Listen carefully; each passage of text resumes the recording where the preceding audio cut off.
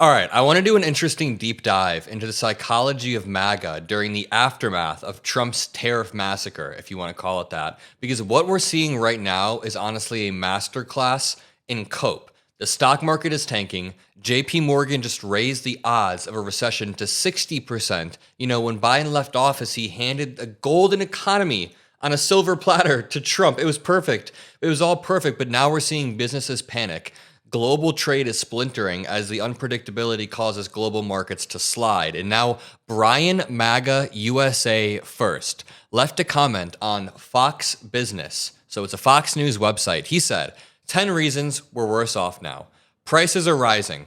401ks are tanking. We're headed into a recession. Musk is laying off hardworking Americans. Doge laying off veterans who fought for our country. Soft on Russia, Putin playing Trump like a puppet. Lost all of our allies, incompetent idiots running defense, you know, the Signal group chat leak, kids dying of measles for the first time in a century, billionaires paying for votes. I now regret my vote for Trump, says Brian MAGA USA First on the Fox Business website. And we have a bunch of interesting reactions kind of like this, but not everybody is this transparent. For example, somebody said, today is the worst day in the stock market since 2020. And then someone responded, a MAGA account said, random bad thing happens. Everyone associates it with Trump. Why is this? This dude is so dumb. You know what Trump supporters do? They have a blindfold on when Trump causes a stock market crash, but then they try to correlate things that have no correlation whatsoever regarding vaccines or conspiracy theories. But dude, Trump directly caused the stock market crash because of his tariff unpredictability and his blanket incoherent tariffs across all countries except for Russia and North Korea, let me remind you. And now this dude is like, why is everyone associating this with Trump? I don't understand. Just absolute cope. That's what I mean by MAGA cope. What about Jim Cramer? He's not quite MAGA, but he did say, quote, I feel like a sucker. Jim Cramer says he was wrong to have believed Trump on tariffs. A lot of Trump supporters thought that Trump was just acting like he didn't understand the power of tariffs for negotiation, for leverage. He's this master negotiator, but I guess when he said prices were going to be lower, he was talking about the price of the S&P 500. Here's Richard Hanania. He is a right-wing MAGA commentator, but he's a type of dude who actually calls Trump out when necessary, and he tweeted out, for those asking, yes, voting for Trump was a mistake. I thought we'd get a repeat of the first admin, but we didn't. The signs were there. I did not take my own ideas about the awfulness of Trump and MAGA seriously enough. And let's read this. Honestly, I know that he shouldn't have voted for Trump in the first place, but credit where credit is due. A lot of people in the replies were like, hey man, this made me feel comfortable opening up on my story, and I kind of regret my vote. So, I mean, overall, we want people to feel open. If we just shit on them right away, we're never going to win them over. But he said, when I said I would vote for Trump in 2024, I was clear-eyed about the human capital problem on the right. I just thought that the basic ideological basis of conservatism, free markets, individual rights, tough on crime and foreign adversaries, was sound, and enough of it was left over to make a Republican president this personally flawed a better option. Well, so much for free markets and individual rights and tough on crime coming from the dude who released, 1,500 January 6ers, and then tough on foreign adversaries. Do I even need to say it? Dude's been tough on our allies more than our adversaries like Russia. So basically he's saying he thought Trump's personal flaws were honestly going to be outweighed by the fact that Trump would just continue the normal Bush-era policies, which honestly, you should know better. He then said, yes, I was expecting something of a repeat of the first administration, with Trump restrained by traditional conservative ideas, personnel, and institutions. As it turned out, he said, the old Reagan coalition was becoming increasingly hollow, replaced by Trump worship, people being edgy online, like Elon Musk, and late arriving scammers like Crypto Bros and Make America Healthy Again. The signs were there, and I talked extensively about how Trump was becoming something of a cult leader with few checks on his whims and desires. But I must have thought that maybe Jared Kushner would just wait until he fell asleep and then start making all of the right calls. Naive. Or that it would be Elon, that Elon was somehow a smart guy with libertarian views instead of someone whose brain had been completely melted by right-wing internet slop. Honestly, I know I said credit where credit is due, but if you couldn't see all of this like 4 months ago, or no, how long is it now? 6 months ago before the election, then you're blind. I'm so sorry. He said, the problem in the end, though, wasn't just Trump as an individual, even though he is quite awful, but the entire idea of anti-establishment politics. We now have a great deal of empirical evidence showing that populism simply does not work, and this dude is absolutely correct. That last paragraph is correct.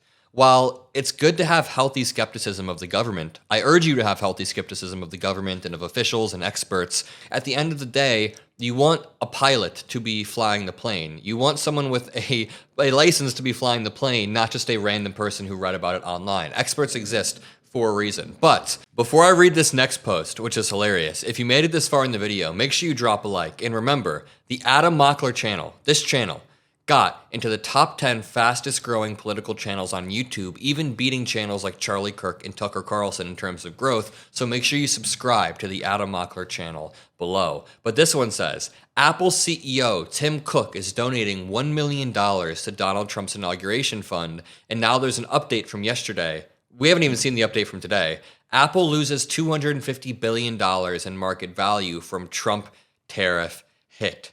Oof. That's bad. What about this headline from 1929?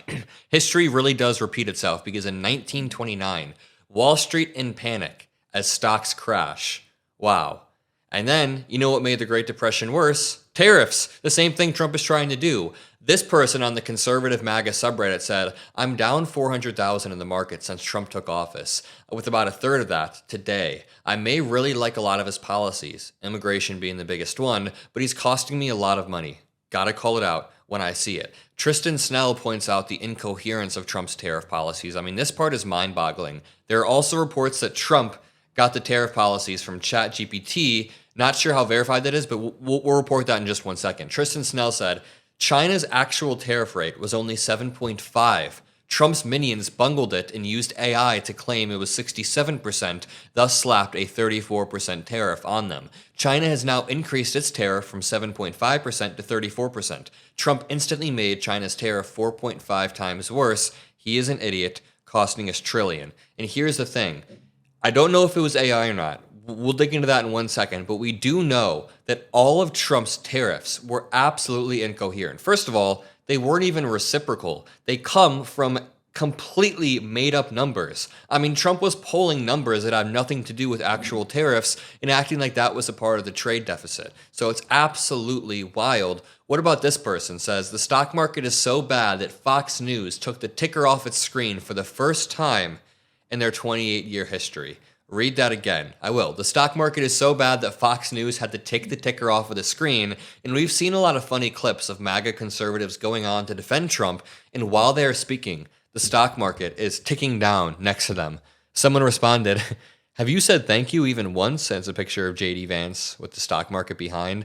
Adam Kinzinger says, literally, these idiots used ChatGPT for tariffs. Now, I have heard multiple reports from this. We haven't seen a Reuters or AP report, but when I went to ChatGPT, I got similar results. It says, he's using trade deficit numbers and calling them tariffs. It's a direct lie to the American people. That's why I was saying a minute ago that the numbers don't actually mean anything. Cambodia has a 97% tariff. No, Cambodia exports 12 billion. USA exports to Cambodia 350 million. 350 million divided by 12 billion is 3%. You can do this for every single tariff. And someone said, do you know what's even worse? It's literally the method that ChatGPT suggests if you ask how to fix a trade deficit with tariffs.